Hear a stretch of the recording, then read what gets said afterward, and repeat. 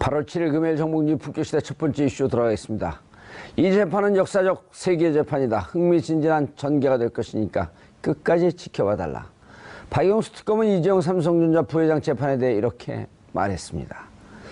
오늘 결심 공판에서 박영수 특검은 직접 이 회장 부회장에게 12년을 구형했는데요. 12년을 구형받은 이재용 부회장은 재판부에 최후 변론하며 눈물을 보였다고 합니다.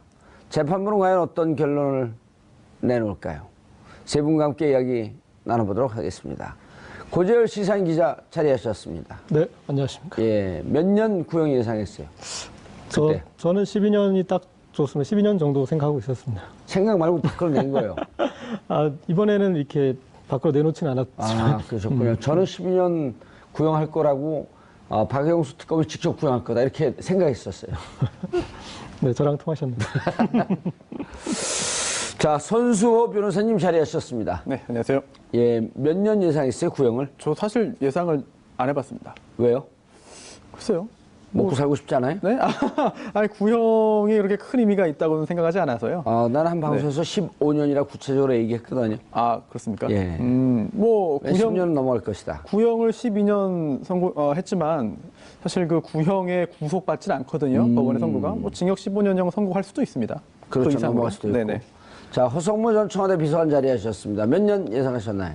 아니, 뭐, 최저가 10년이니까, 뭐, 저건 중형이 나올 것이다. 그렇게만 생각했지. 뭐, 구체적으로 몇 년까지는 생각해보지 못했어요. 맞아요. 우리가 막 몇 년 얘기하면 남은 국정농단 사건 때문에 화는 나 있지만, 그리고 또 한 개인의 그 인신을 구속하는 건데, 그걸 갖고 너무 막 좋아하고 그런 것 같으면. 그렇죠. 그런 면도 있고. 시청자분들한테 또 이 역풍이 있죠. 또 상당히 이 고도의 전문성을 요하는 뭐 형량에 대한 것은 그러니까 상식으로 판단하기 좀 어렵죠. 근데 전문성이 있는 변호사님들은 좀 판단이 가능하시겠지만. 중요한 건 변호사들도 모른다는 사실.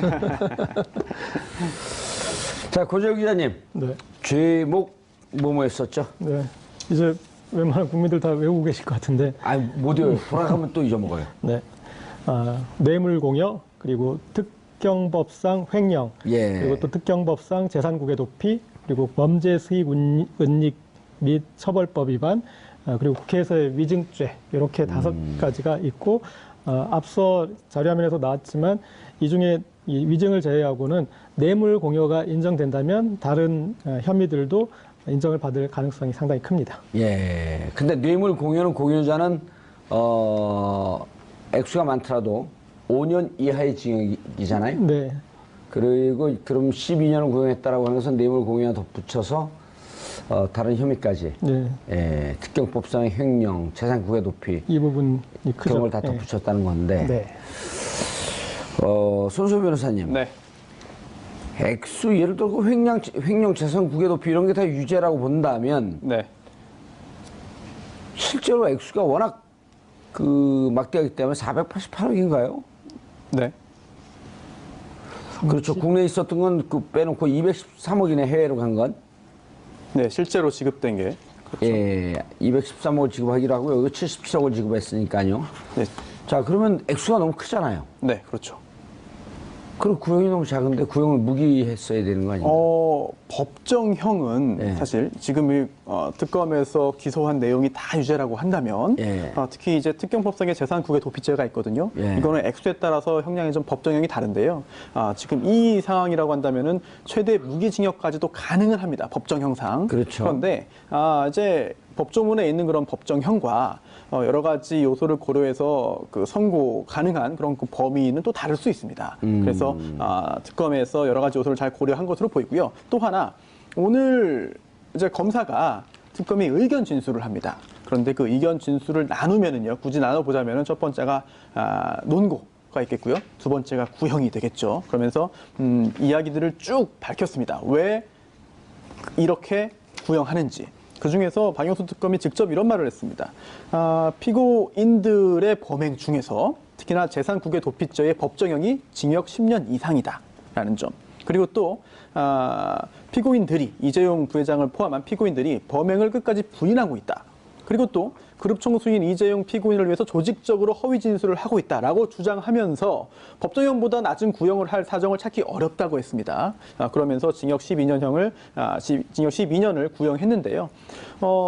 구형을 통해서 특검이 어떻게 이 사안을 바라보고 있는지를 가늠해 볼 수 있겠죠.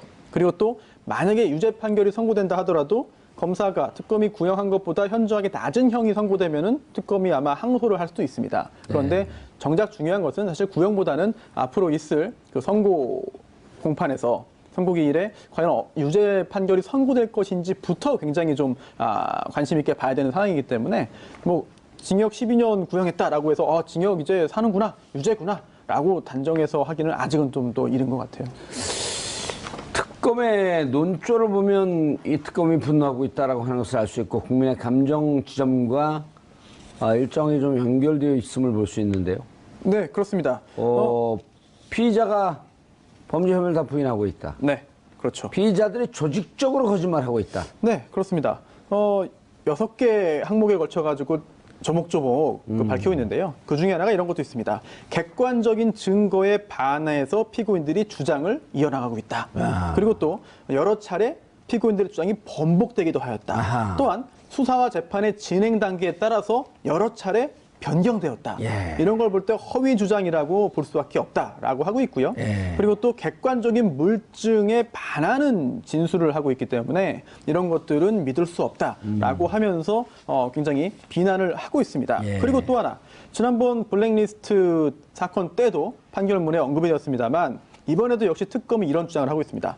헌법적 가치가 크게 훼손되었다라는 점, 이렇게 하고 있고요. 그리고 또 하나, 2008년에 에버랜드 사건 판결이 있었습니다. 2008년도 에버랜드요? 네, 삼성 에버랜드. 예. 그때 삼성이 이렇게 대국민 사과했는데요. 국가기관에서 여러 차례 허위 진술을 한 점에 대해 매우 부끄럽고 죄송스럽게 생각한다. 예. 라고 사과했다는 점을 이번에도 인용을 했습니다. 예. 그러면서 최근에 국정원 주도 댓글 사건의 구체적인 자료가 공개된 것처럼 훗날 이 사건에 대해서도 머지않아 객관적인 자료들이 더 드러날 가능성이 있다라는 언급까지 덧붙였거든요. 특검에서 굉장히 강하게 오늘 이야기를 했습니다. 예. 그 2008년도 에버랜드 사건이라고 하는 것이 95년서부터 시작된 이재용한테 재산 승계, 상속, 네. 불법 상속.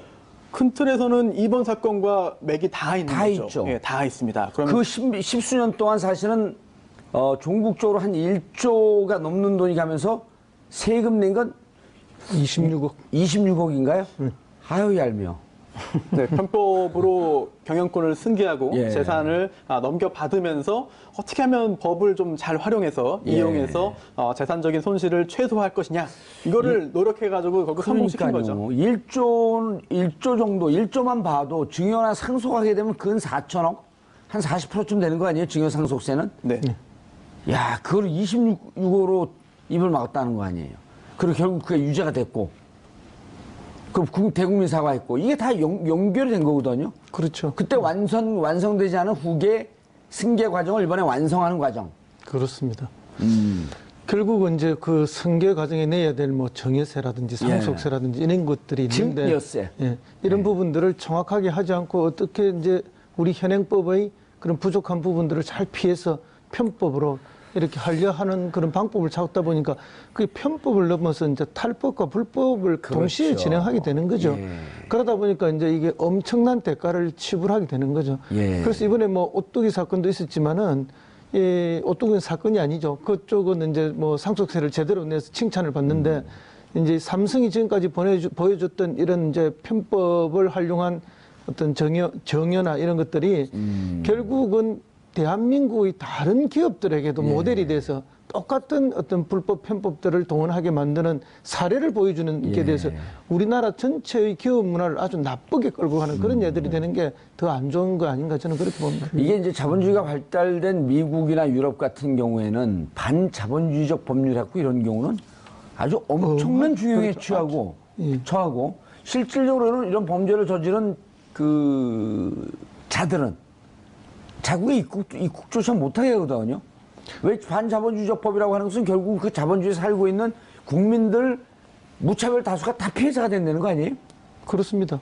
그렇기 때문에 이제 엄격하게 관리를 해야 되는데 거기에 비하면 우리나라는 뭐 어쨌든 재벌들에게 너무나 관대한 나라였다. 그리고 어떤 뭐 실정법을 위반해서 실제 뭐 구속이 되고 또 뭐 처벌을 받아도 금방 사면 복권을 통해서 다시 경영권에 복귀할 수 있도록 해주는 이런 일들이 반복되고 있기 때문에 이번에야말로 그 고리를 예. 정말로 끊어내야 되는 거죠.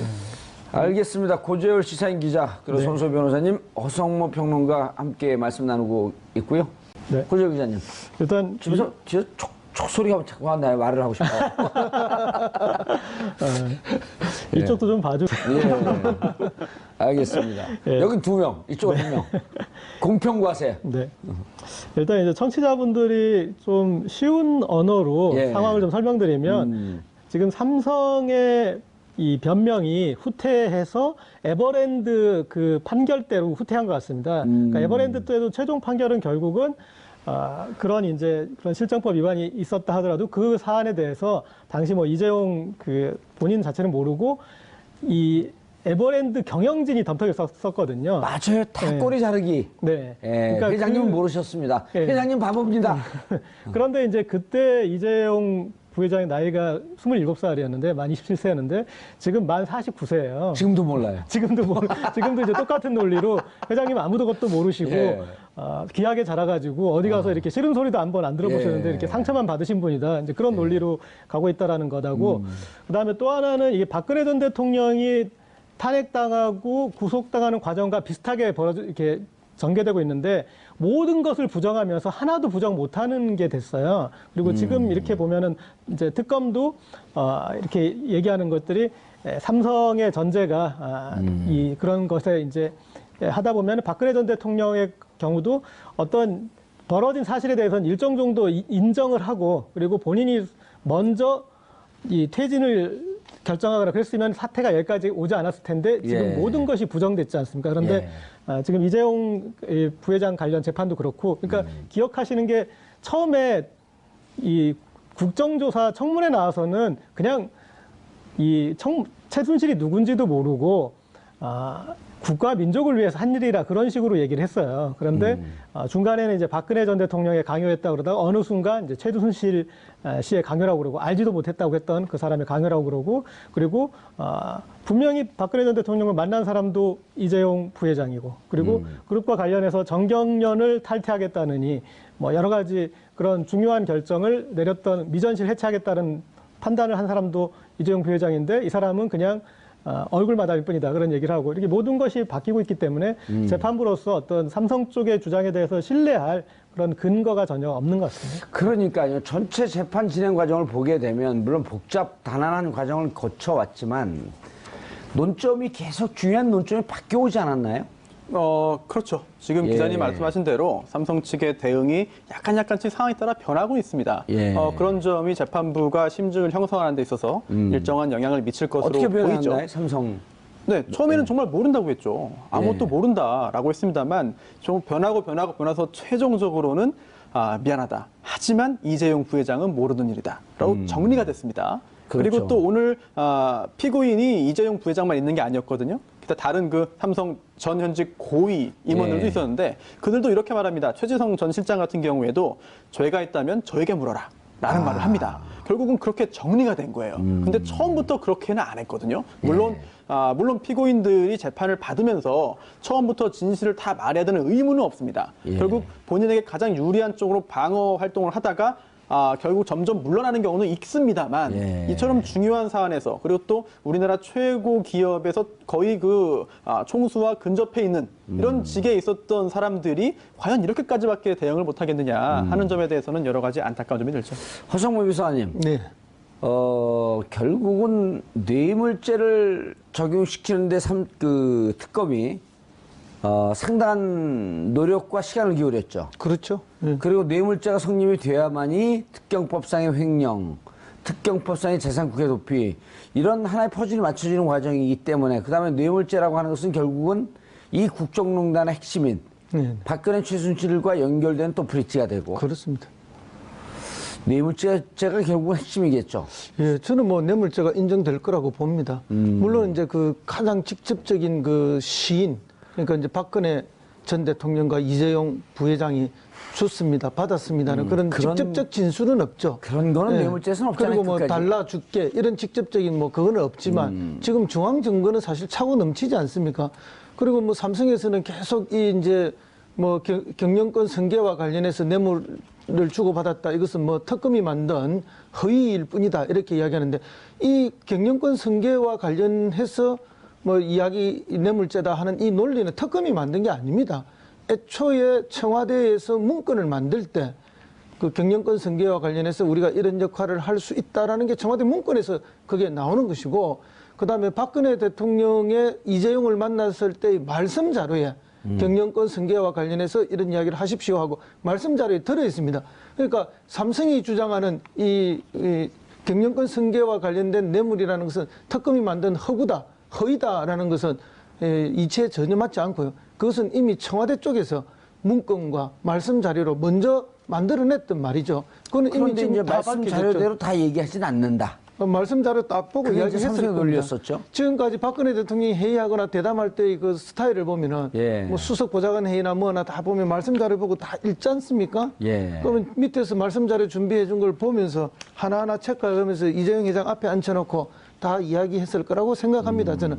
그리고 이제 마지막에 화가 나면은 다른 이야기 좀 붙였겠죠. 뭐 JTBC 이야기라든지 이런 것들은 마지막에 추가로 좀 들어간 이야기라고 그렇게 저는 판단하고 있습니다. 예. 그런데 고재열 기자님, 네. 같은 회사에 있는 주모 기자가 네. 별로 친하지 않은 문자 보낸 우리 거를 사이를 이간질하시죠. 친합니다. 오늘도 친한 척하고 왔습니다. 예, 그래요? 말에 다 나오잖아, 친한 척. 자, 문자 온 거 누구부터 봐요? 그러니까 말씀 자료대로 다 얘기하진 않는다. 네. 그런데 박근혜 전 대통령과 이재용 회장이 만나기 전에 청와대에서 문자가 가요. 네. 그 지금 오늘 이제 독대 관련해서 이마저마한 것을 얘기할 거다. 그렇죠. 이제 정확하게 청와대 누군지로 지금 특정되진 않았는데 네. 청와대에서 온 것으로 이제 이 보이는 그 문자에 참고할 수 있도록 여러 가지 어떤 지침을 주는 내용들이고, 그리고 이제 표현도 장충희 선배님 뭐 이런 식으로 선배님이라고 해서 이렇게 한 그런 문자가 있었고요. 그러니까 장 선배님, 그러니까 장충기 실장한테 보낸 거죠? 네네. 이게 청취자분들이 좀 이해하기 쉬웠다면 이제 좀 그럴 것 같습니다. 그러니까 뇌물죄라는 게 이 대부분의 뇌물죄에서는 대부분 다 준 적도 없고 받은 적도 없다고 하고요. 그렇죠. 리고 사실은 돈이 왔다 갔다 하는 것 증명하는 것 자체가 힘듭니다. 맞습니다. 네, 그런데 이번 사건은 돈이 왔다 간 거에 대해서는 삼성이 단 1원도 부정을 못했어요. 그러니까 돈은 일단 돈에 갔어. 대해서는 예. 계산이 끝나고, 그리고 약속된 돈도 있었고, 그 다음에 이제 돈의 성격인데 예. 그 성격은 이미 문영표 전 보건복지부 장관, 홍한선 전 이 기금운용본부장 국민연금 거기에서 이것은 그 관련해서 이 삼성물산 제일모직 합병 관련한 그런 그 국민연금의 판단에 이거는 잘못된 판단, 인위적인 판단이었다. 예. 그거에 대한 법적인 판단도 이미 있습니다. 그래서 유죄가 나왔죠? 네. 네. 그렇기 때문에 이 사안에 대해서 형식적인 틀로는 이미 성립이 돼 있고 그것을 삼성이 부인할 수 있느냐 없느냐 이 부분인데, 그래서 삼성이 여러 가지 디테일로 들어갔었는데 그 디테일에서 제가 봤을 때 부정한 것은 없는 것 같습니다. 심지어 말 세탁 관련 부분도 마지막에 정유라한테 이렇게 까이지 않았습니까? 실제 부인할 수 없고, 이제는 그러니까 그 두 가지 논조를 계속 유지하고 있었던 거죠. 네. 강요다. 예. 그러니까 처음에는 이제 박근혜 강요였다. 지금 나중에 최순실의 강요로 또 바뀌어요. 예. 처음에 이제 최순실을 몰라야 했으니까. 예, 몰랐다. 그러니까 최순실을 알고. 예. 그 다음에 이제 마지막에 최종적으로 세운 논거가, 자, 강요고, 최순실도 알았고, 다 맞다. 당신들 주장 맞지만, 우리 회장님 이재용은 바보. 그런 거 아니에요? 예. 그렇죠. 예. 특검의 논리가 이렇습니다. 피고인들이, 즉 예. 이재용 부회장 등이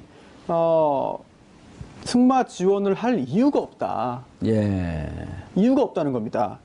처음에 그러지 않았잖아요. 승마 지원을 네. 정유라만 한 게 아니고, 네. 다 같이 지원한 거고. 그렇습니다. 곧 선수들도 갈 거다. 그렇습니다. 그랬는데 특검은 이렇게 본 거죠. 대통령의 요구에 따라서 또 대통령의 요구에 응하는 그런 그 부정한 청탁에 따른 그런 그 자금 지원 말고는 설명이 안 된다라고 하면서요. 이렇게 말하는데요. 개인적 친분 등 다른 사유로 이 사건 지원을 할 이유가 전혀 확인되지 않았다라고 했습니다. 여기에 대해서 삼성 측은 이렇게 말한 거죠.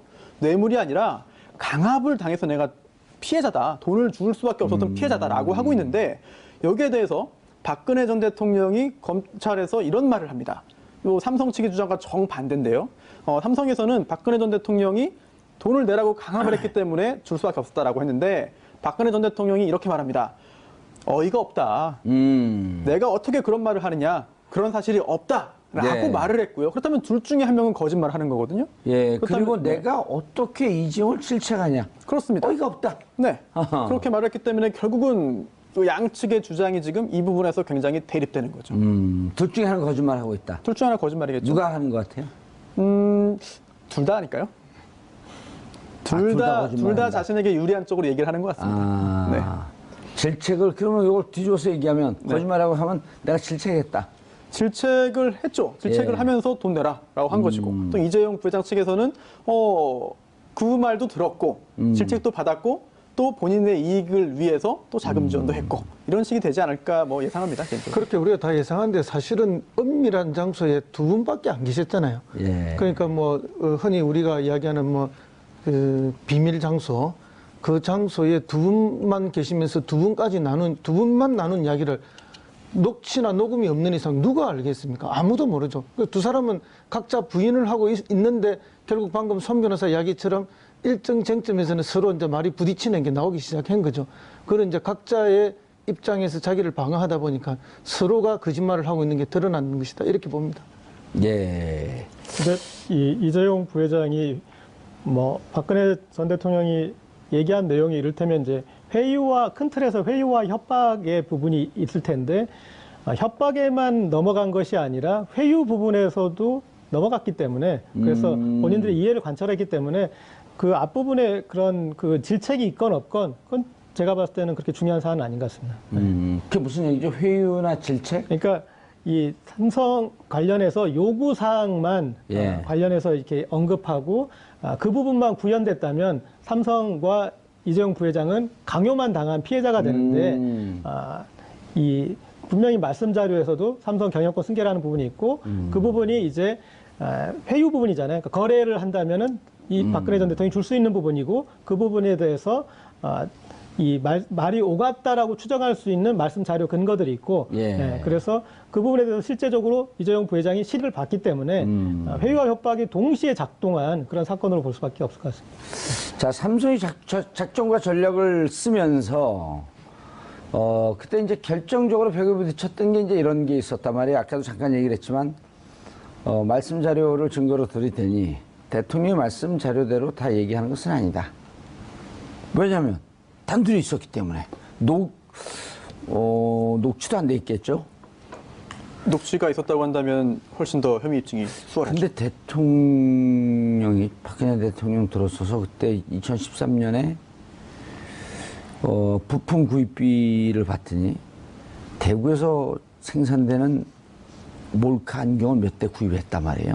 시계도 구입했죠. 시계도 구입했고 몰카 박근혜 시계. 대통령이 그거를 차고 들어가진 않았을까요? 증거를 남기기 위해서 나중에 오리발레물 걸 대비해서 손수호 변호사가 아주 고통스러운 웃음을 짓고 네? 있네요. 아니 뭐 그 부분은 상상하기 예. 뭐 좀 어려운 측면이 있어 보이고요. 그리고 이제 그러고 또 그 하나 그때 이제 특검이 벽에 부딪 네. 곤혹스러웠던 건 행정관이 말씀 자료 어떻게 만들었냐 그랬더니 네.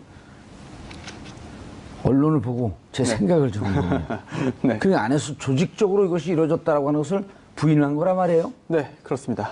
특검도 오늘 이런 이야기를 했죠.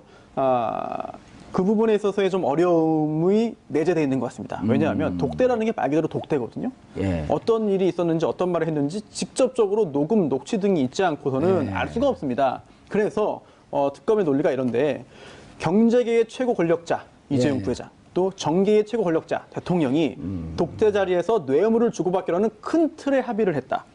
그리고 또 그 합의에 따라서 삼성그룹 주요 계열사와 주요 정부 부처가 동원되어서 구체적이고 세부적인 범행을 진행했다. 라고 하고 있습니다. 예. 결국은 그 독대 자리에서 어떤 일이 있었는지는 여러 가지 간접 증거를 통해서 증명할 수밖에 없는 것이고요. 예. 또 참고할 만한 그 사건들이 많이 있는데요.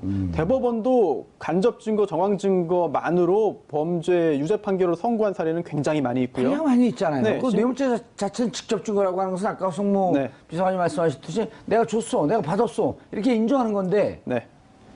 그런 게 존재하는 게 오히려 예외적이고요. 예. 또 심지어 살인 사건 같은 경우에도 시신이 없어도 간접 증거만으로 유죄 판결을 선고한 사례가 있습니다. 시신이 없어도. 그럼요. 예, 시신이 없지만 간접 증거만으로 살인죄 유죄 판결을 선고해서 대법원에서 확정된 사례까지 있거든요. 예. 물론 그때 대법원은 이렇게 말합니다. 살인죄처럼 굉장히 법정형이 무거운 범죄의 경우 살인은 아니지만 이 해당 범죄도 무기징역까지 가능하기 때문에 무거운 법정형이 무거운 범죄로 들어갈 수 있겠는데요.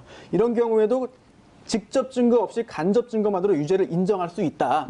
다만 하나하나의 간접 사실 사이에 모순과 저촉이 없어야 되고 예. 간접 사실이 논리와 경험칙, 과학 법칙에 의해서 뒷받침되어야 한다라고 단서는 달고 있어요. 그렇다면은 직접 증거가 없어서 무죄라고 연결시킬 수는 없고 간접 증거가 얼마나 체계적이고 일관되고 빈틈이 없느냐에 따라서 얼마든지 독대 자리에서 무슨 일이 있었는지에 대한 녹음 녹취가 없다 하더라도 유죄 판결을 선고할 수 있는 상황이죠. 하성문 비서관님, 그런데 이제 이렇게 벽에 부딪힌 삼성의 그 특검의 전략이 결국은 정유라라고 하는 또 다른 휴민트, 인적 자원의 결정적 증언. 그렇습니다. 이게 이제 재판부의 마음을 또 움직였을 거 아니에요? 그때까지만 해도 삼성은 최순실을 모른다. 그다음에 그 말, 우리 말이었다. 근데 자기만을 위한 말이었다. 이 말을 말 세탁하는 과정에 삼성이 모를 리가 있겠냐? 모를 리가 없죠. 그거는 뭐 이미 박성진 전무가 날라가고 그랬잖아요, 독일로? 전무가 나가고 이제 그 사실은 그 휴대폰이 남아 있지 않았습니까? 예. 그래가지고 그 기록들이 다 남아 있는 것이고요. 그리고 이제 말을 바꾸는 과정에서 이제 소유권을 넘겨주고 이렇게 세탁하는 과정에 사실은 그 최순실 씨가 그런 정도의 아주 디테일한 기교를 부릴 만한 능력이 있느냐. 이렇게 보기 매우 어렵죠. 삼성의 절대적인 협조 없이는 그게 가능하지 않을 것이다 보고요. 문제는 또 그 말 자체가 그냥 이 말에서 저 말로만 바꿔준 게 아니고 그게 차액이 발생합니다. 그 차액 부분을 어쨌든 최순실 씨가 일부 부담하는 형식을 취했고 말 소유권을 넘겨주는 방식에서 이 돈을 삼성이 다시 받지 않죠. 예. 그대로 그냥 저쪽으로 넘겨주는 방식이 됐고 이렇기 때문에 이 부분에 있어서 삼성이 몰랐다는 건 말이 안 되는 거고요. 삼성의 적극적 개입 없이 말 세탁이 있을 수가 없는 것이기 때문에 이건 뭐 재판부에서 충분히 판단할 수 있다고 저는 봅니다. 전소 변호사님. 네. 저희가 수차례 이 자리에서도 얘기를 했지만은 그런데 게다가 마지막 지점에 가서 캐비넷에서 결정적인 또 스모킹건 결정적 자료가 나왔는데 네. 그때 이제 김영환 수석 때부터 2014년 6월 즉 이건희 현 회장이죠. 근데 이번에 재밌는 증언들이에요. 그 장충기 이런 분들이 이건희 회장이 살아계셨더라면 네. 그 말은 참 중요한 말인데요. 시중에 떠도는 농담이 하나 있습니다. 예. 이 지금 농담 중에 하나가 뭐가 있는 거면은 이 돌아가셨는데 살아 계신데 돌아간 것처럼 하는 분이 계시다. 이제 그분은 세월호 사건 때 그 무슨죠? 유병원. 예, 그 유병헌 씨, 유병헌 그 씨. 선박회사 주인이죠. 예. 예, 유병헌 씨고 살아있는데 돌아가신 것처럼 하고 있다. 예, 살아있는데 돌아가신 것처럼 하고 있다. 그런 이야기고 돌아가신 것 같은데 아주 건강하게 살아있는 것처럼 하는 분이 한 분 계신데 그것이 이건희 회장이다. 돌아가실래야 돌아가실 수가 없다. 왜? 경영권 승계가 마무리가 안 됐기 때문에. 이제 이런 게 시중에서 떠도는 그냥 이야기거리예요. 그건 뭔가 하면은 삼성의 승계 구도가 그만큼 절박하다는 것을 보여주는 이야기거든요. 그러니까 이제 지금 방금 그런 이재용 부회장의 입에서도 나오고 그 삼성의 주요 임원들의 입에서도 뭐 살아계셨을 때 이런 실수가 나오는 것은 그만큼 이미 뭐 돌아가신 거랑 마찬가지로 생각하고 있다는 거죠. 물론 급하게 이제 건재하실 대로 바꿨지만 특히나 그 캐비넷 문건 중에 저는 이 부분은 굉장히 중요한 부분이라고 생각되는데요. 삼성 경영권 승계 국면을 활용 이런 게 나왔습니다. 그게 물론 누가 어떻게 활용한다는 건지는 정확하게 나오지 않았습니다만 짐작은 가능하겠죠. 삼성의 경영권 승계 국면이기 때문에 정부에서 과거 정권에서 그 국면에서 뭔가 이익을 주면서 경영권이 제대로 승계될 수 있게 이익을 주면서 그로 인해서 뭔가 이득을 자신들이 얻자. 그렇게 해석이 되지 않습니까? 예. 그거 말고 다른 독해가 가능한지 잘 모르겠거든요. 그렇다고 한다면 지난번에 발견된 그 캐비넷 문건 중에도 이번 사건에 있어서 유죄 판결의 증거로 활용할 만한 것들이 없지 않을 것 같습니다. 예. 그리고 뭐 그 말씀 좀 이따 하고 김종 전 문체부 차관은 박상진 전 사장으로부터 박 전 대통령이 이재용 부회장에게 정유라가 올림픽에 나갈 수 있도록 지원해달라고 요청했다고 해서 깜짝 놀랐다. 네. 이런 진술을 했어요? 김종 전 차관이 거짓 진술을 할 지금 상황이 아니죠. 이미 유죄 받았잖아요. 네. 예. 특별히 거짓 증언을 할 상황이 아닌데 그러다 보니까 좀 더 신뢰할 수 있지 않겠느냐 생각됩니다. 특히나 내용 자체가 박근혜 전 대통령이 이재용 부회장에게 정유라 올림픽 출전 지원 요청을 했다는 얘기인데요. 그걸 전에 들었다는 거잖아요.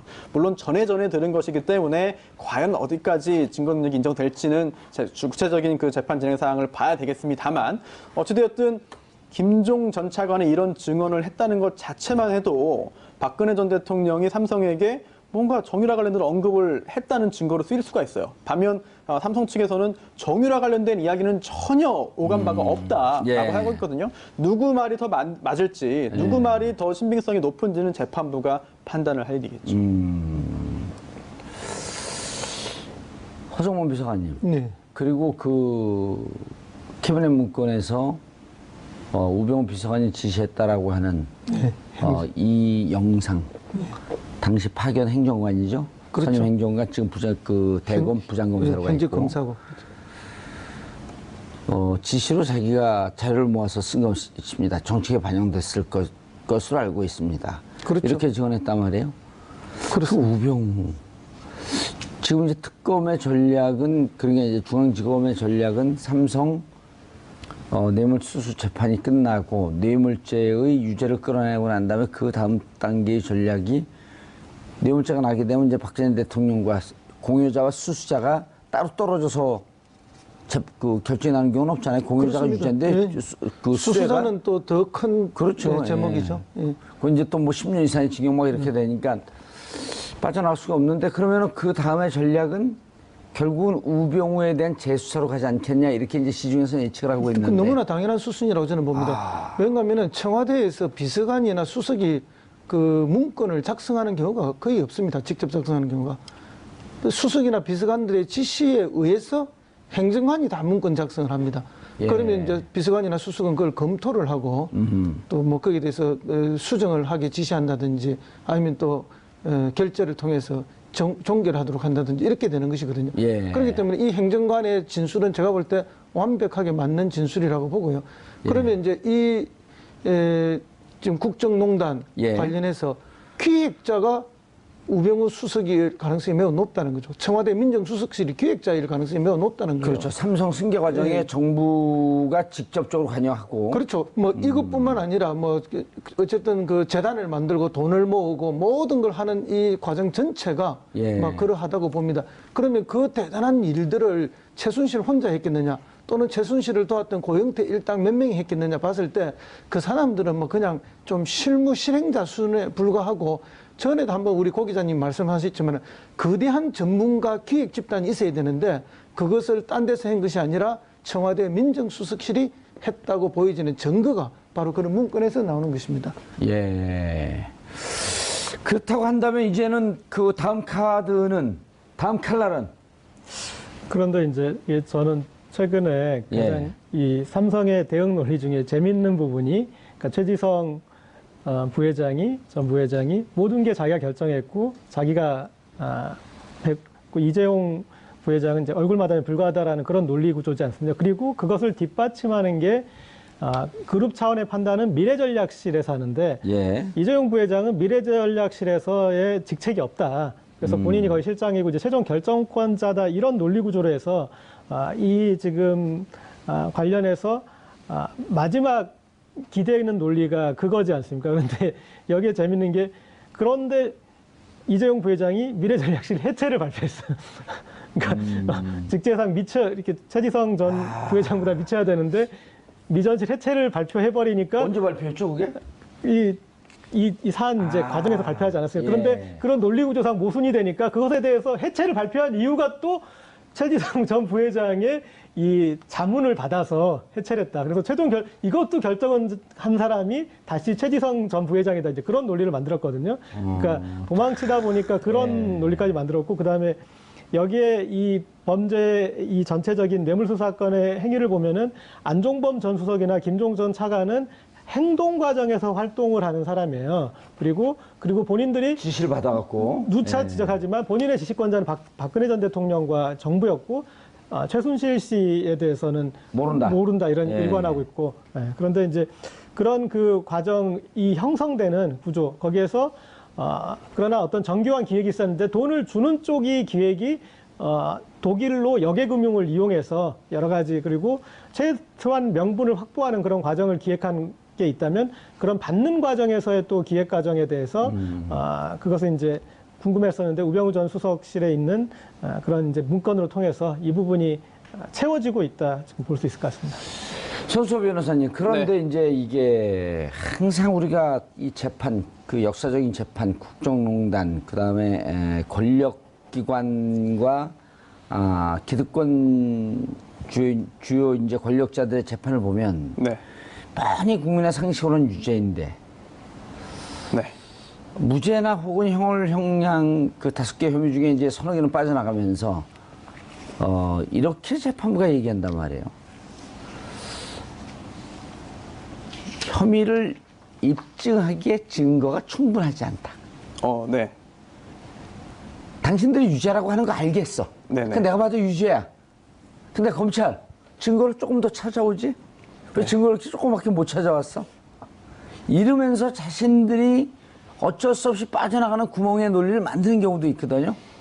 그렇죠. 뭐 형사재판의 기본 원칙상 유죄의 확신을 가질 수 있을 정도가 아니면 유죄 판결을 선고할 수 없거든요. 그렇기 때문에 해당 재판부가 빠져나가려고 그런 판단을 한 것인지, 아니면 실제로 객관적으로 본 결과 그런 판단을 한 것인지, 뭐 둘 다일 수 있겠습니다만, 이번에도 재판부의 판단이 굉장히 좀 궁금한 상황이고요. 그리고 아까 그 연결해서 말씀드리면은 증거가 부족하냐, 그리고 또 이번에 삼성 측의 논리가 과연 믿을만하냐, 증거 관련해서 특검은 이렇게 보고 있어요. 총수의 전위 조직인 미래전략실 실장이 총수의 승인 없이 독단적으로 자금 지원했다는 것은 경험칙에도 반하고 상식에도 반하는 궁색한 변명이다라고 하고 있고요. 여기에 더해서 그동안 다른 기업도 과거의 그 기업 범죄에서 총수를 살리기 위해 전문 경영인이 허위 자백한 경우가 많이 있다. 이번도 그렇게 지금 보고 있습니다. 그러면서 피고인 이재용을 살리기 위한 차원에서의 허위 주장에 불과하다라고 하고 있고요. 게다가 이러한 상황으로 지금 특검은 보고 있기 때문에 피고인 5명에게 구형을 하면서도 이런 표현도 썼습니다. 이거 굉장히 중요한데, 참작할 만한 정상이 전혀 없다.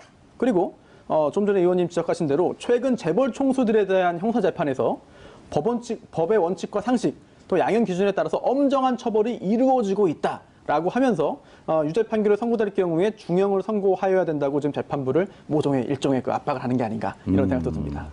지난번에 조윤선 블랙리스트 판단할 때 허성모 비서관님, 7명 중이죠? 7명이었나 6명이었나요? 다 뭐 유죄 판결이 나왔죠. 근데 다 유죄가 나왔고 조윤선만 딱 빼갖고 그때도 이거 있었잖아요. 증거가 부족하다. 그렇죠. 직접 지시하고 관여했다는 증거가 부족하다 이렇게 나오는데, 지금 이제 그런 했다고 볼 증거가 부족하다. 그대로 여기도 지금 이제 삼성 대리인들이 뭐 그렇게 만들어가는 게 아닌가 이렇게 싶은데요. 다만 여기서 제가 하나만 붙이고 싶은 건 뭔가 하면은, 그러면 애초에 이런 논리로 가려고 했으면은 구속되기 전에 최지성이 뒤집어 써야 되는 거 아닙니까?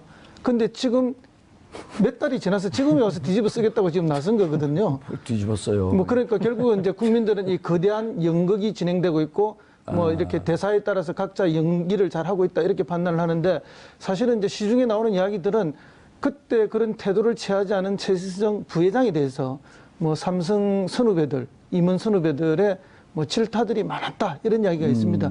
그러니까 지금 몇 달 사이에 최지성 씨의 입장이 바뀐 게 아니냐, 그런 분위기 속에서 막 그런 것들이 지금 이제 시중에 많이 유통되고 있는 이야기라는 걸 좀 전해드립니다. 예. 삼성 이제 전직 임원들이 그런 생각을 했던 거는 저런 까닭인 것 같습니다. 미래전략실의 전신이 구조본이고 또 구조본의 전신이 삼성 비서실이지 않습니까?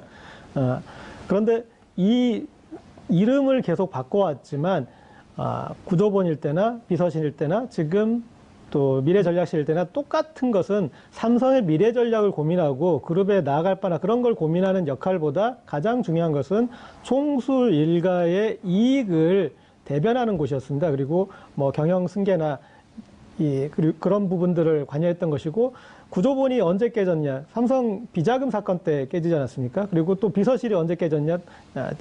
이재용 상속 관련 부분에서 문제가 됐을 때 그것을 깨고 구조본이 됐다가 비자금 문제가 돼서 깨고 그랬는데 이런 그룹의 컨트롤 타워를 둔 이유가 그룹의 총수 일가의 이해를 대변하기 위해서 만들어졌기 때문에 거기에서 최지성 전 부회장이 본인 스스로 그룹을 위해서 결정했다라고 하는 것들은 뭐 어떤 성립하기가 힘든 것 같습니다. 아까 특검이 말한 경험칙이란 것은 삼성 안에서도 그동안의 그런 역사를 통해서 증명된다고 볼 수 있을 것 같습니다. 예, 손소 변호사님. 네. 재판부가 어떤 판단을 할까요? 이게 이제 삼성 입장이 왔다 갔다 하는 걸 재판부가 다 할까요? 당연히 알고 있겠죠. 그리고 알고 무죄 때리면 어떡할까요? 물론 피고인들은 본인을 방어하기 위해서 여러 가지 행위를 할 수 있습니다. 그 피고인 자체는 본인에 대해서는 네. 법정에서 자기가 자기 방어하기 위해서 이건 법적으로 보장이 된다는 거 아니에요? 거짓말을 하든 뭐라 하든. 그럼요. 예, 위증도 아니죠. 뭐 예. 증언은 또 하지도 않았으니까. 그렇기 때문에 당연히 그럼 본인의 권리를 행사할 수 있는 것이고 예. 중요한 것은 피고인들은 당연히 그럴 수 있습니다. 그게 또 정상입니다. 그렇다면은 특검이 증거로서 유죄를 입증해야 되고 재판부는 그러한 증거에 입각해서 엄격하게 판단을 하게 되는데 오늘 계속 이야기가 나옵니다만 당시에 뇌물을 주고받을 때의 독대 자리에서의 뭐 녹음, 녹취 등등이 직접적으로 없는 이상 어쩔 수 없이 여러 가지 간접 증거, 정황 증거 등을 통해서 입증할 수밖에 없고요. 또한 그러한 증거들이 잘 서로 어우러져서 충분히 유죄 판결을 하기에 충분한 심증 형성이 가능하다라고 한다면 얼마든지 유죄 판결을 선고할 수는 있습니다. 결국은 물론 현대 사법 체계의 기본 전제이기도 합니다만 결국은 재판부가 판사가 법관이 어떻게 판단하냐에 따라서 모두가 수긍할 수밖에 없는 상황이 되는 것이고요. 그리고 또 1심 이제 1심 판결 선고가 되는 거 아니겠습니까? 예. 결과가 어떻게 나오든지 간에 결국은 양측 다 아마 항소를 어느 쪽이든 항소를 할 겁니다. 적어도 한쪽은. 그렇다면 이 재판은 다시 항소심도 올라가고 또 상고심도 올라가고 그렇게 한참 또 더 진행이 되어야 결과가 나오겠죠. 최종적으로. 허성모 비서관님. 네. 처음에 이제 이게 1차 영장이 기각됐을 때 그리고 2차 영장이 발부됐을 때 1차 때는 없었던 재산 국외 도피가 있었단 말이에요. 네. 그걸 보고 삼성 변호인 쪽에서 아차 하는 생각을 했다는 얘기도 이제 나중에 나온 거 그렇죠. 아니에요? 네. 야, 이거 그냥 뇌물 공유는 싸기 때문에 뇌물 공유로 갔어야 되는 거 아니냐. 재산 국외 도피까지 이게 몽창 하나 이미 77억 나간 거니까. 그럼 그 77억으로 도대체 어디서 나갔지? 정상적인 돈이 나간 거야? 아니죠. 그러다 보니까 회사 돈을 내서 그럼 횡령? 다 줄줄이 걸렸기 때문에. 독일로 보냈으니 또 국외 도피가 되고. 예, 국외 도피가 됐고. 그 다음에 두 번째. 비서진들이나 회사의 핵심 측근들이 독박을 쓰면서 회장님은 몰랐다. 라는 논리로 갈 거라고 예상을 했는데 재판 대응 또 그러지 않았었단 말이에요. 근데 가다가 또 이렇게 바뀌었어요. 왜 이렇게 바뀌는 과정이 나왔을까요? 그러니까 맨 처음에 미전실이나 삼성 측 변호인들이 전략을 잘못 세운 것이 아닌가. 지금 상황에 따라서 전략이 자꾸 바뀌거든요. 그렇기 때문에 이게 그 대응하는 팀에서 전반적 큰 그림을 애초에 못 그리고 있었던 것이 아닌가 그런 생각이 들고요. 처음에 조금 안이한 판단도 했을 거다. 만약에 이게 이렇게 구속으로 가고 그다음에 뇌물죄뿐만 아니라 다른 죄로 엄하게 처벌받을 가능성이 높다라고 판단했으면 애초에 최지성 부회장이 이 모든 걸 내가 책임지고 했다라는 방식으로 해서 정리를 했을 가능성이 높은데 예. 그렇게 안 해도 우리가 충분히 빠져나갈 수 있다라는 판단 때문에 판단의 그런 오류 때문에 여기까지 대응이 잘못되고 끊임없이 전략이 수정되는 오는 과정이 아닌가. 그러면서 자기 논리에 자기가 스스로 빠져버린 이런 식의 삼성의 대처가 굉장히 좀 생각보다 좀 부족한 그런 것들이 나타났다. 아, 그 큰 삼성이 관리의 삼성이 이것밖에 안 되나 하는 게 지금 법조계 주변에서의 지적이거든요. 그럴 만큼 이 전략의 혼돈이 계속 반복되고 있는 것이 아닌가 이런 생각이 듭니다. 손 변호사님, 네. 실제로 이렇게 그 전략이 계속 바뀌었다라고 하는 것은 어찌 보면 혐의가 분명하기 때문에 이것을 빠져나가기 위해서 했던 전략이 갈팡질팡할 수밖에 없었다? 네. 라고 볼 수도 있는 거 아닐까요? 특검은 당연히 그렇게 주장을 계속 하고 있습니다. 아. 피의자로 불러서 진술을 할 때의 이야기와 진술과 피의자 신문 당시의 진술과 이 재판 과정에서 변호인이 했던 이야기가 다르고요. 또 점점 계속 몇 번씩 바뀝니다.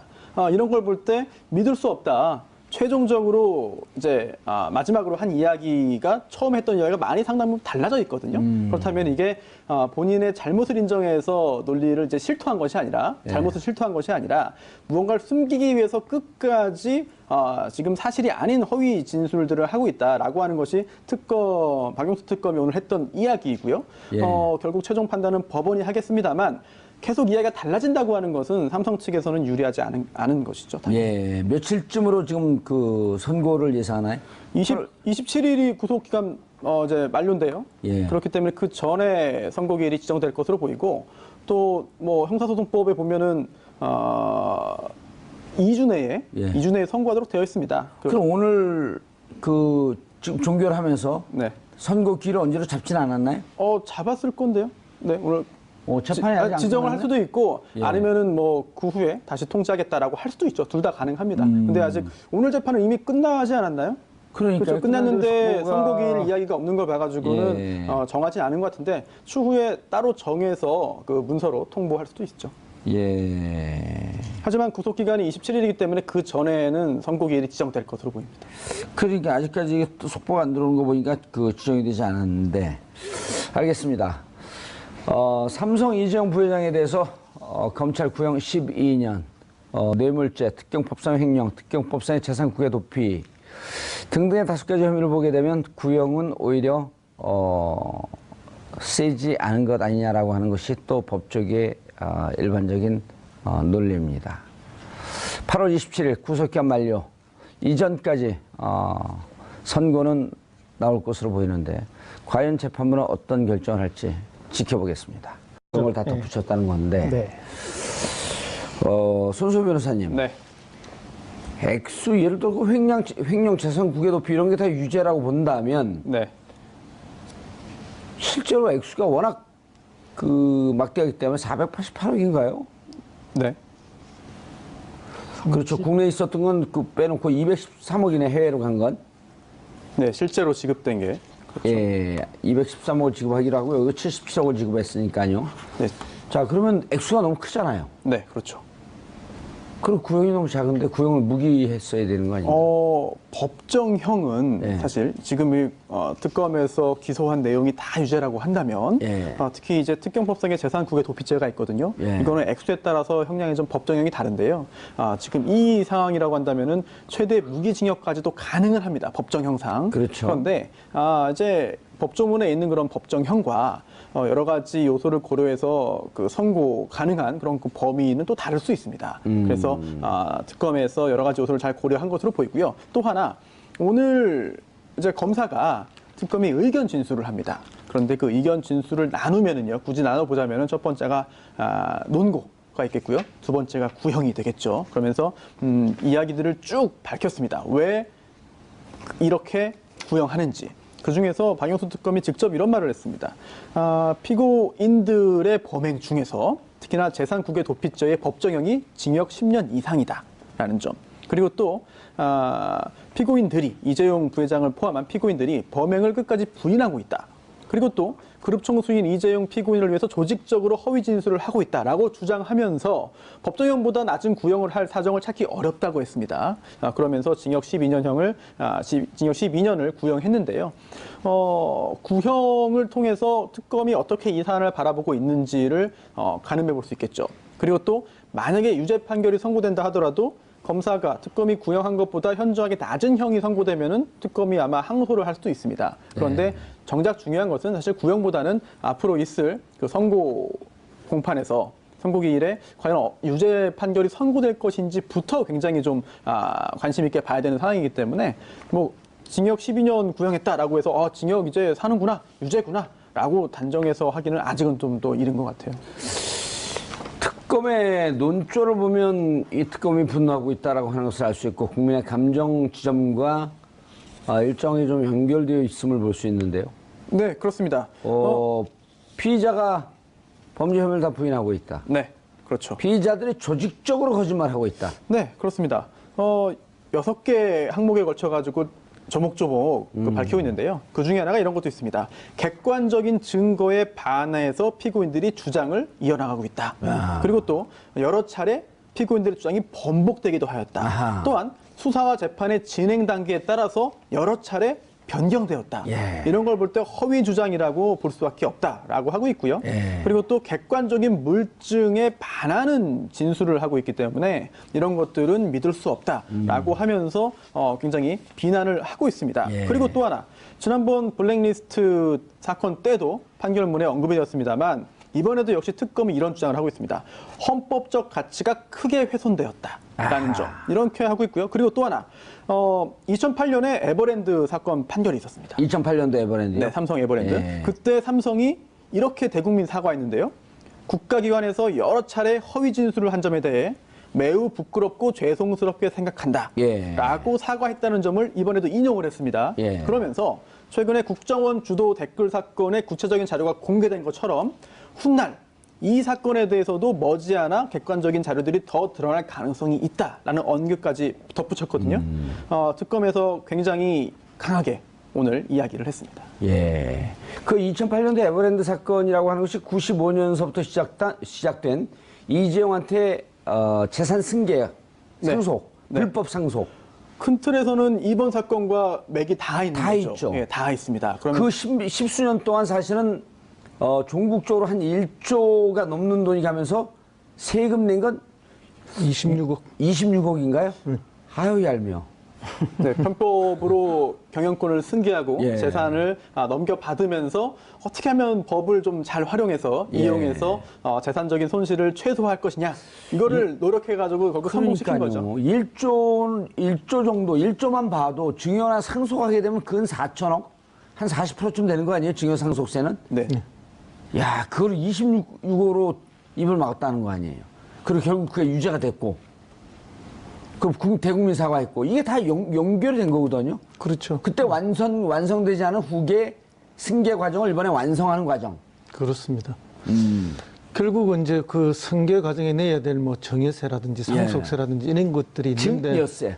이런 부분들을 정확하게 하지 않고 어떻게 이제 우리 현행법의 그런 부족한 부분들을 잘 피해서 편법으로 이렇게 하려 하는 그런 방법을 찾다 보니까 그 편법을 넘어서 이제 탈법과 불법을 동시에 진행하게 되는 거죠.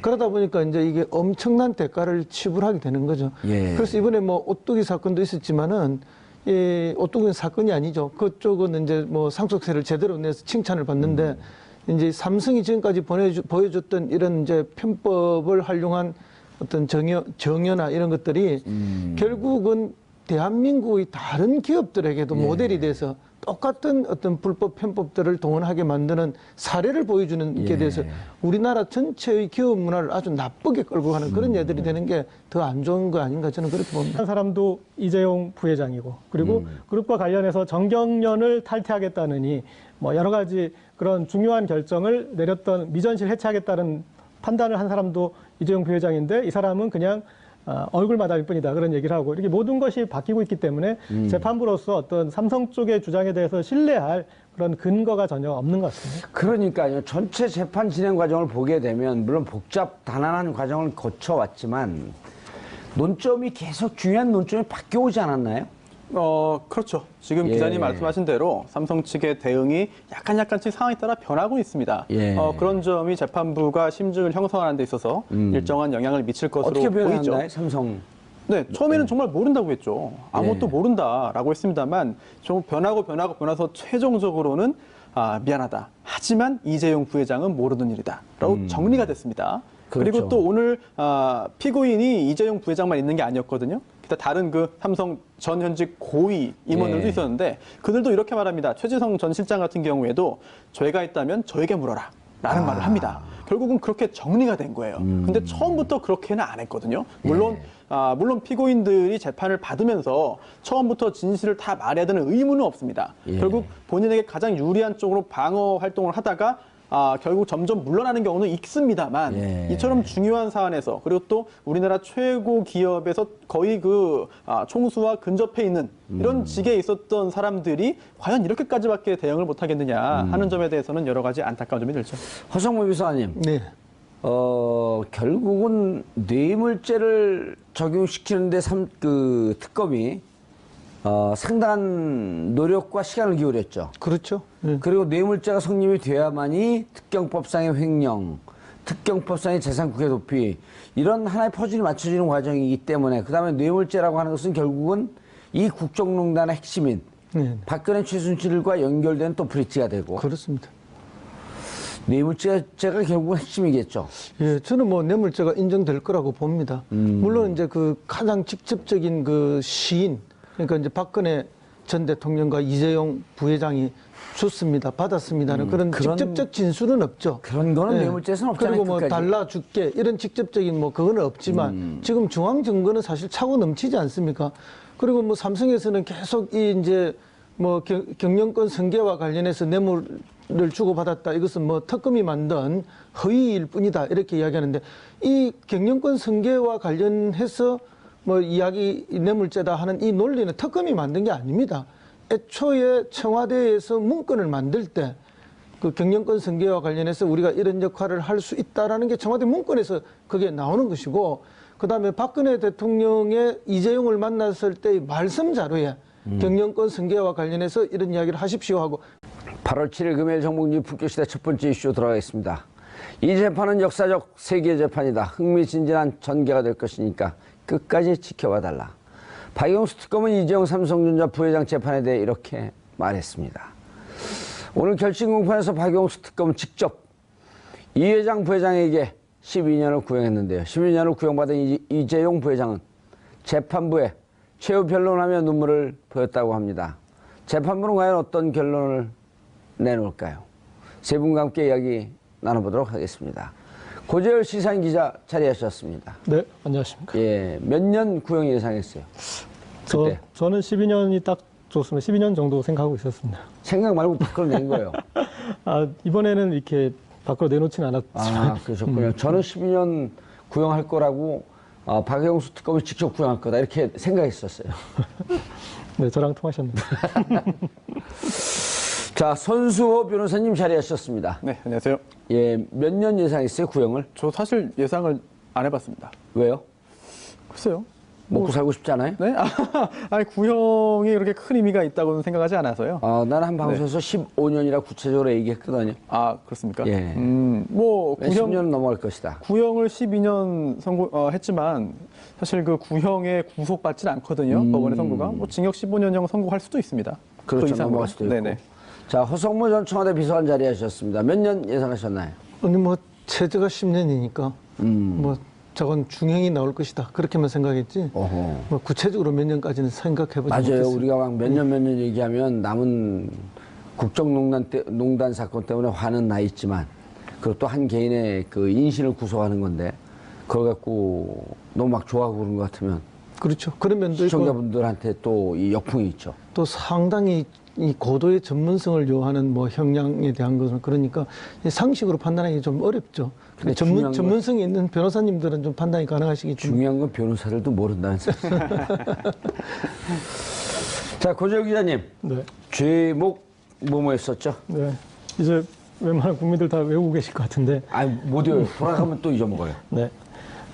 뇌물공여, 그리고 특경법상 횡령, 예. 그리고 또 특경법상 재산국외 도피, 그리고 범죄 수익 은닉 및 처벌법 위반, 그리고 국회에서의 위증죄 이렇게 5가지가 있고 앞서 자료화면에서 나왔지만 이 중에 이 위증을 제외하고는 뇌물 공여가 인정된다면 다른 혐의들도 인정을 받을 가능성이 상당히 큽니다. 예. 근데 뇌물 공여는 공여자는 액수가 많더라도 5년 이하의 징역이잖아요. 네. 그리고 그럼 12년을 공여했다라고 하는 것은 뇌물 공여와 덧붙여서 다른 혐의까지 네. 예, 특경법상의 횡령, 재산국의 높이 이 부분이 크죠. 이게 이제 자본주의가 발달된 미국이나 유럽 같은 경우에는 반자본주의적 법률하고 이런 경우는 아주 엄청난 중형에 취하고 처하고 실질적으로는 이런 범죄를 저지른 그 자들은 자국에 입국조차 못하게 하거든요. 왜 반자본주의적 법이라고 하는 것은 결국 그 자본주의에 살고 있는 국민들 무차별 다수가 다 피해자가 된다는 거 아니에요? 그렇습니다. 그렇기 때문에 이제 엄격하게 관리를 해야 되는데 거기에 비하면 우리나라는 뭐 저기 어쨌든 재벌들에게 너무나 관대한 나라였다. 그리고 어떤 뭐 실정법을 위반해서 실제 뭐 구속이 되고 또 뭐 처벌을 받아도 금방 사면 복권을 통해서 다시 경영권에 복귀할 수 있도록 해주는 이런 일들이 반복되고 있기 때문에 이번에야말로 그 고리를 정말로 끊어내야 되는 거죠. 알겠습니다. 고재열 시사인 기자 그리고 손소 변호사님, 허성모 평론가 함께 말씀 나누고 있고요. 네. 고재열 기자님, 일단 집에서 촉소리가 자꾸 나요. 말을 하고 싶어요. 이쪽도 좀 봐주세요. 예. 알겠습니다. 예. 여긴 2명, 이쪽은 1명. 공평과세. 네. 일단 이제 청취자분들이 좀 쉬운 언어로 예. 상황을 좀 설명드리면 지금 삼성의 이 변명이 후퇴해서 에버랜드 그 판결대로 후퇴한 것 같습니다. 그러니까 에버랜드 때도 최종 판결은 결국은 그런 이제 그런 실정법 위반이 있었다 하더라도 그 사안에 대해서 당시 뭐 이재용 그 본인 자체는 모르고 이 에버랜드 경영진이 덤터기를 썼거든요. 맞아요. 다 네. 꼬리 자르기. 네. 예, 그러니까 회장님은 모르셨습니다. 예. 회장님 바보입니다. 그런데 이제 그때 이재용 부회장의 나이가 27살이었는데 만 27세였는데 지금 만 49세예요. 지금도 몰라요. 지금도 이제 똑같은 논리로 회장님 아무도 것도 모르시고 예. 귀하게 자라가지고 어디 가서 이렇게 싫은 소리도 한 번 안 들어보셨는데 예. 이렇게 상처만 받으신 분이다. 이제 그런 논리로 가고 있다라는 거다고. 그다음에 또 하나는 이게 박근혜 전 대통령이 탄핵당하고 구속당하는 과정과 비슷하게 이렇게 전개되고 있는데 모든 것을 부정하면서 하나도 부정 못하는 게 됐어요. 그리고 지금 이렇게 보면은 이제 특검도 이렇게 얘기하는 것들이 삼성의 전제가 이 그런 것에 이제 하다 보면 박근혜 전 대통령의 경우도 어떤 벌어진 사실에 대해서는 일정 정도 인정을 하고 그리고 본인이 먼저 이 퇴진을 결정하거나 그랬으면 사태가 여기까지 오지 않았을 텐데 지금 예. 모든 것이 부정됐지 않습니까? 그런데 지금 이재용 부회장 관련 재판도 그렇고 그러니까 기억하시는 게 처음에 이 국정조사 청문회 나와서는 그냥 이 최순실이 누군지도 모르고 국가 민족을 위해서 한 일이라 그런 식으로 얘기를 했어요. 그런데 중간에는 이제 박근혜 전 대통령의 강요했다고 그러다가 어느 순간 이제 최순실 씨의 강요라고 그러고 알지도 못했다고 했던 그 사람의 강요라고 그러고 그리고 분명히 박근혜 전 대통령을 만나